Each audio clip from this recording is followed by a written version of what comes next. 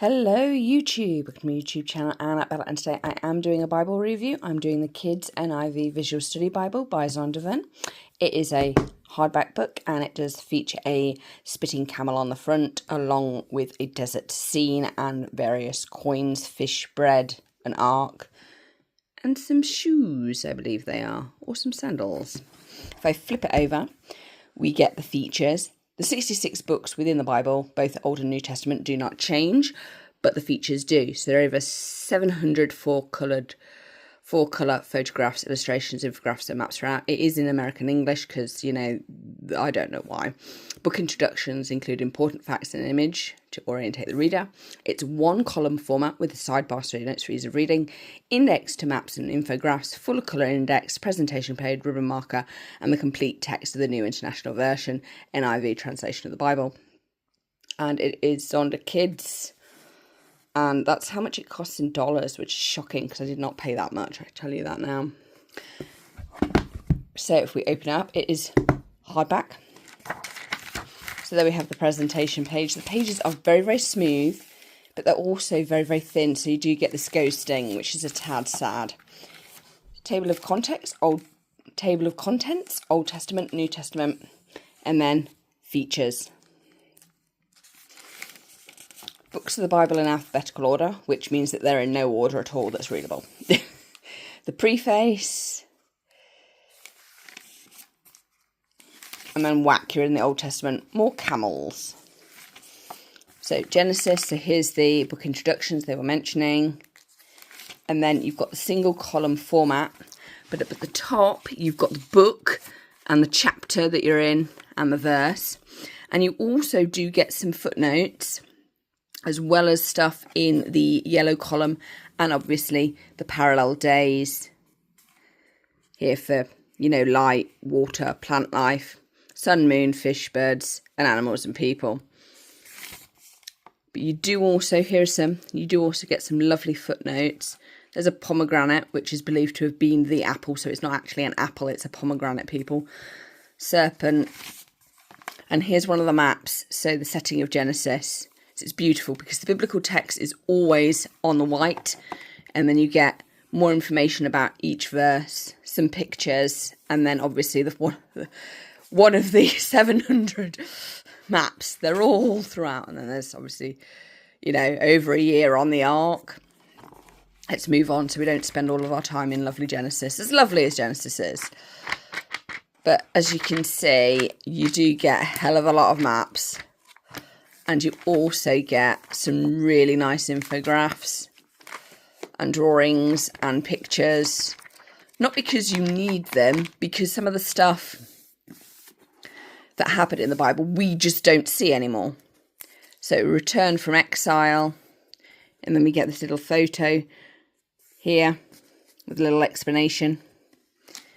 Because we don't live in the ancient world or the prehistory world, if you're in Genesis.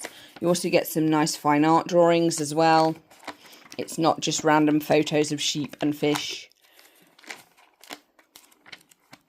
It's nicely laid out, and it's very readable. So there's the font. So we're in Psalms here. You get one blue ribbon. And if we look at the binding, there's the binding at the top. It is very, very, very thin paper though, but it's also very smooth paper. Just if we can find, here's an infograph. So this is what they're like. Tunnel through the city wall. So this is in Ezekiel. So it explains it there for you. Another map. Alexander's Empire. So that's Alexander the Great. And you've got nations and cities.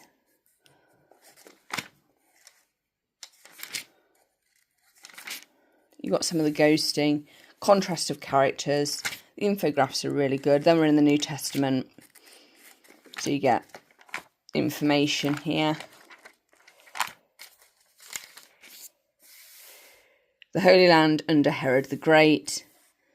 A Capernaum synagogue, what that looked like. And we've got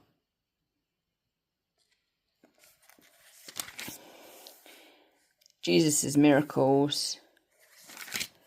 They also have a nice infograph of how many parables Jesus told in each book of the Bible. So you've got 0 for Luke, and then however many you've got in Mark, Matthew, Luke and John, except John doesn't have any, only Matthew, Mark and Luke do. And then you've got another contrast of character, so they like to do the contrasts in that, which makes it really easy to read. Then we've got Jesus in Galilee, so another view of what that was like. Yeah, it's basically the Bible through geography. Criticisms and questions. Some of it is drawn artwork, some of it is fine artwork, some of it is actual photos. So it's a nice mix. You're not just getting one thing, but there are a hell of a lot of maps.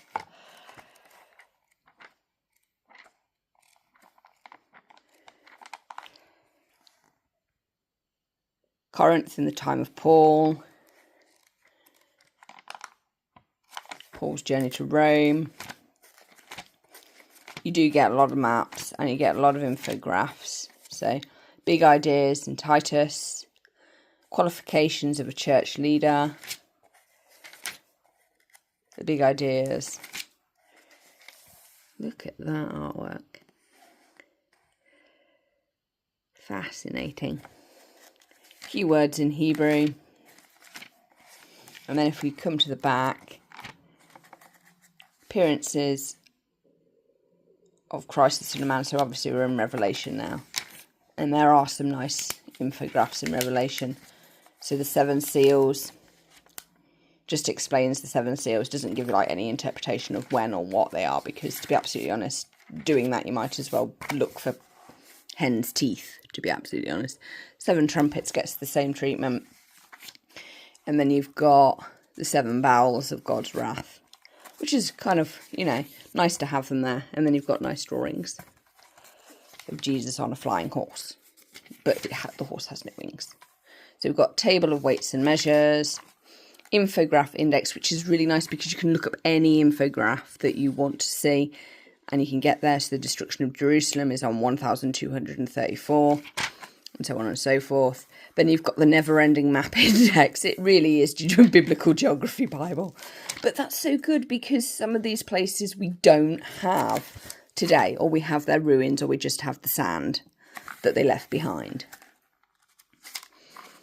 And for some of it, it is prehistory stuff, particularly the Genesis stuff. So then you've got the map index of the maps that are actually on the pages here. Oh, look. Pearls of Wisdom. I love that. That's awesome. Map index for both the Old and the New Testament. And then you get the actual map. So we've got the world of the patriarchs here. We've got Exodus and conquest of Canaan. Land of the 12 tribes. Kingdom of David and Solomon. Prophets in Israel and Judah. Assyria and Babylonian empires. Jesus' ministry with helpful labels, so you can basically do where did Jesus go and what did he do. Jerusalem in the time of Jesus. Apostles' early travels. Paul's missionary journeys. And then flip it over. And then you've basically got the Roman Empire here at the back. And what's really nice about this Bible is the fact that you don't have to sort of, have that map open and then be like this, flipping from the text to the actual map. Because they've put so many maps in this Bible that you can actually enjoy reading the text whilst looking at the map on the same page, which is nice. And it's not too cramped and too crowded. So, if I can just get to a timeline. They do have timelines for every biblical character. I mean, King Herod the Great's got one, which is really good. Man with 2 roads, Jerusalem's sins.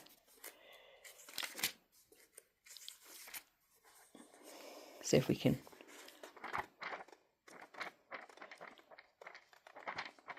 spot timeline for you.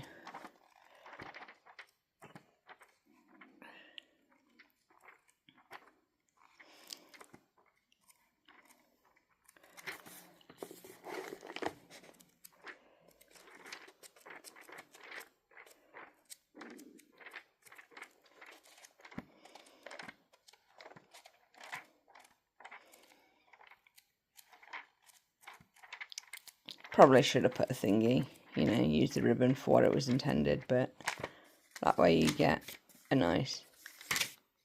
Here we go. Timeline of David. So this is King David. So you've got him anointed by Samuel. Age, we don't know. And then I love the fact that they just include the main important bits that happen in his life, but we don't know the date of them, so they just give you a question mark. And this happens to basically all biblical figures. In short, David, a man of war. Contrast of characters. That happens quite a lot, but I think that's quite a good thing to do. Contrast of characters happens again. Eli's failures. Cute little picture of a child. Gideon's battles. Finishing the job. It is. It's a really nice Bible.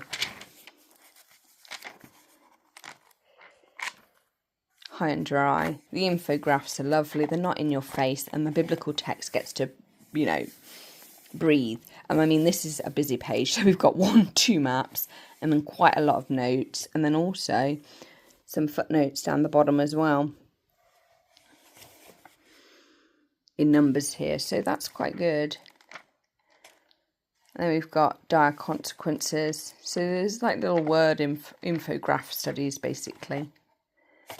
Timeline of Moses again, with more dates. Yeah, so I hope you have enjoyed Age of Early Ancestors. So you've got Adam all the way down to Joseph, with basically the biblical references and then the age at death, which is kind of cool. So how they get younger, because Adam was nearly 1,000 years old, and then Joseph was only 110, and that's a spring chicken in comparison. So that is that. It is a Zondervan Bible, and I think it's one of the better kids' Bibles out there. In fact, all the kids' Bibles that I've got, I think are really rather smashing. They've done an excellent job on it. This is really good at explaining biblical geography and giving it some historical context, because the Bible is not a geography textbook. It is not a science book, and it most certainly is not a history, though weirdly enough, most of the New Testament is classed as historical record, or parts of it are, because it links up and matches with other sources. Some of the Bible does that, and it's the same in the Old Testament. Some of it does, some of it doesn't, particularly some of the later stuff. Rebellion and Grace, because it's primarily a religious text. So that's the front. People, places and history. Over 700 images inside, and a lot of maps, which give you a great sense of where the Bible stories took place within time. And actually space, because that's important. So I hope you've enjoyed this review. Don't forget to like, comment and subscribe, and hoping that you're staying safe and well. Bye!